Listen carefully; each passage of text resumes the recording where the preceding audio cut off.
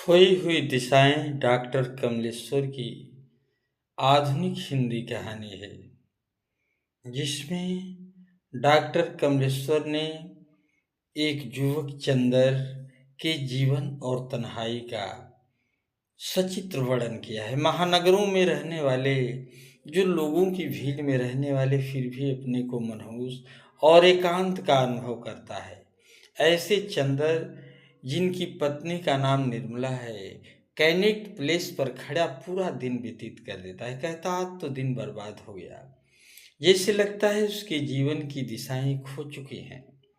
और उसकी प्रेमिका है जिसका नाम इंदिरा है। और चंदर जो है जीवन और जवन की समस्याओं से घिरा हुआ पूरा दिन रोड के रेलिंग के सहारे खड़ा होकर दिन भर अपने एकाकीपन के बारे में सोचता ही रह जाता है। और दो मर्यादा की रेखाएं हैं। एक उसकी पत्नी निर्मला जो क्वार्टर पर जाने के बाद उसका स्वागत करती है, जल देती है, लेकिन फिर भी वहाँ भी अपने मन की बातों को नहीं कर पा रहा है, अपने जीवन को खोखलेपन का अनुभव करता है।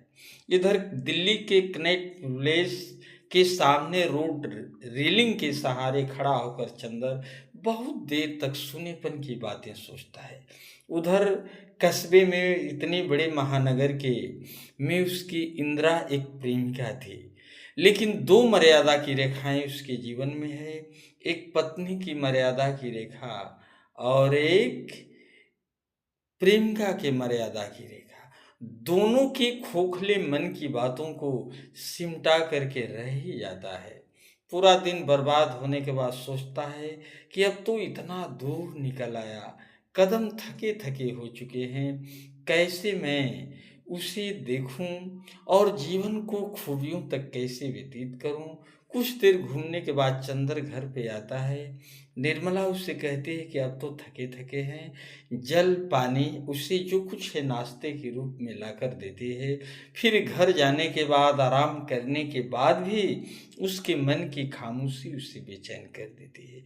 बड़े बड़े महानगरों में लोगों की भीड़ में रहते हुए व्यक्ति अपने जीवन को जो खोखलापन समझता है, उसके जीवन की एकाकीपन में कभी शांति नहीं। वो क्या सोचता रहता है, क्या उसका सुनेपन है, क्या मन की बातें किसी के सामने नहीं रख पाता है। ऐसे चंदर सोचता है कि मेरे जीवन की दिशाएं खो गई हैं, कैसे मैं इसे आगे बढ़ाने की कोशिश